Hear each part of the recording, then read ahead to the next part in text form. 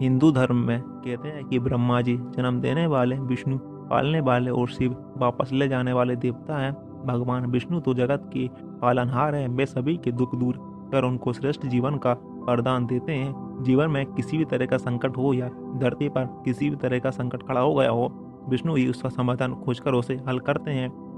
आइए जानते हैं इस वीडियो के माध्यम से कि भगवान विष्णु के 5 भेद जिनसे हम अनजान हैं। जानने के लिए अंत तक बने रहिए हमारे साथ। नमस्कार दोस्तों, स्वागत है आपका हमारे YouTube चैनल कर्मा में। भगवान विष्णु ने ही नरसिंह अवतार लेकर एक और जहां अपने भक्त प्रहलाद को बचाया था, वहीं क्रूर हिरण्यकश्यप से प्रजा को मुक्ति दिलाई थी। उसी तरह 12 अवतार लेकर उन्होंने महाभयंकर हिरण्याक्ष का वध करके देव, मानव और अन्य सभी को भयमुक्त किया था। उन्होंने ही महाबली और मायावी राजा बलि से देवताओं की रक्षा की थी, जिसमें पहला भेद है भस्मासुर। भस्मासुर के कारण भगवान शंकर की जान संकट में आ गई थी। हालांकि भस्मासुर का नाम कुछ और था, लेकिन भस्म करने का वरदान प्राप्त करने के कारण उसका नाम भस्मासुर पड़ गया। भस्मासुर एक महापापी असुर था। उसने अपनी शक्ति बढ़ाने के लिए भगवान शंकर की घोर तपस्या की और उनसे अमर होने का वरदान मांगा, लेकिन भगवान शंकर ने कहा कि तुम कुछ और मांग लो। तब भस्मासुर ने वरदान मांगा कि मैं जिसके भी सर पर हाथ रखूं वह भस्म हो जाए। भगवान शंकर ने कहा तथास्तु। भस्मासुर ने इस वरदान के मिलते ही कहा, भगवान क्यों ना इस वरदान की शक्ति को परख लिया जाए। तब वह स्वयं शिवजी के सिर पर हाथ रखने के लिए दौड़ा। शिवजी भी वहां से भागे और विष्णु जी की शरण में छुप गए। तब विष्णु जी ने एक सुंदर स्त्री का रूप धारण कर भस्मासुर को आकर्षित किया। भस्मासुर शिव को भूलकर उस सुंदर स्त्री के मोह पाप में बंध गया। मोहिनी स्त्री रूपी विष्णु ने भस्मासुर को खुद के साथ नृत्य करने के लिए प्रेरित किया। भस्मासुर तुरंत ही मान गया। नृत्य करते समय भस्मासुर मोहिनी की ही तरह नृत्य करने लगा और उचित मौका देखकर विष्णु जी ने अपने सिर पर हाथ रखा और काम के नशे में चूर भस्मासुर ने अपने ही प्राप्त वरदान से भस्म हो गया। दूसरा रहस्य है वृंदा। श्रीमद् देवी भागवत पुराण अनुसार जलंधर असुर शिव का अंश था, लेकिन उसे उसका पता नहीं था। जलंधर बहुत ही शक्तिशाली असुर था। इंद्र को पराजित कर जलंधर तीनों लोकों का स्वामी बन बैठा था। यमराज भी उससे डरते थे। श्रीमद् देवी भागवत पुराण अनुसार एक बार भगवान शिव ने अपना तेज समुद्र में फेंक दिया तथा इससे जलंधर उत्पन्न हुआ। माना जाता है कि जलंधर में अपार शक्ति थी और उसकी शक्ति का कारण भी उसकी पत्नी वृंदा थी। वृंदा के पतिव्रत धर्म के कारण सभी देवी देवता मिलकर भी जलंधर को पराजित नहीं कर पा रहे थे। जलंधर को इससे अपने शक्तिशाली होने का अभिमान हो गया और वह वृंदा के पतिव्रत धर्म की अवहेलना करके देवताओं के विरुद्ध कार्य कर उनकी स्त्रियों को सताने लगा। जलंधर को मालूम था कि ब्रह्मांड में सबसे शक्तिशाली कोई है तो वह देवों के देव महादेव। जलंधर ने खुद को सर्वशक्तिमान रूप में स्थापित करने के लिए पहले इंद्र को परास्त किया और त्रिलोकपति बन गया। इसके बाद अपने विष्णु लोक पर आक्रमण किया। जलंधर ने विष्णु को परास्त कर देवी लक्ष्मी को विष्णु से छीन लेने की योजना बनाई।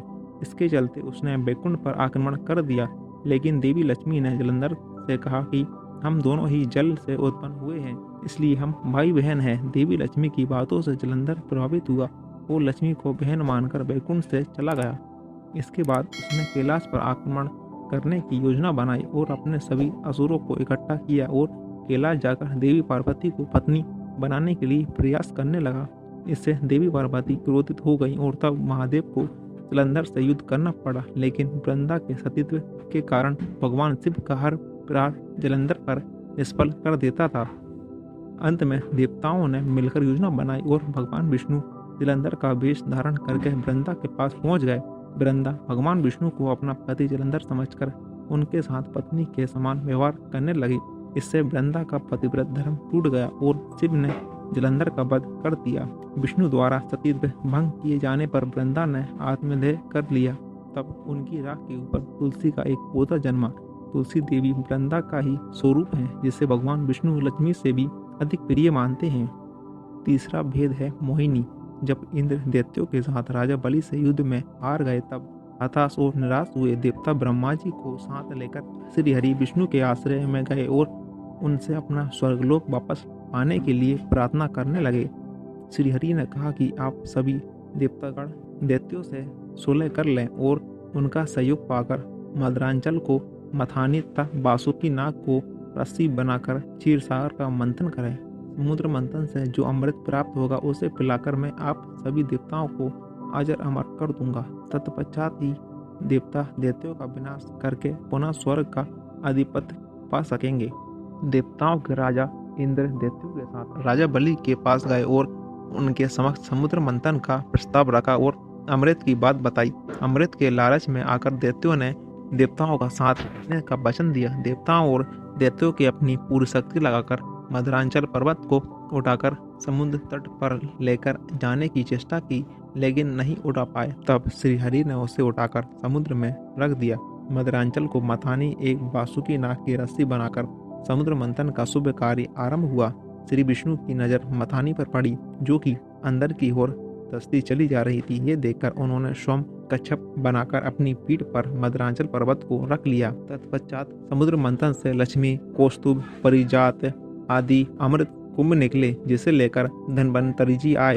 उनके हाथों से अमृत कलश छीनकर दैत्य भागने लगे, ताकि देवताओं से पूर्व अमृत पान करके वे अमर हो जाएं। दैत्यों के बीच कलश के लिए झगड़ा शुरू हो गया और देवता हताश खड़े थे।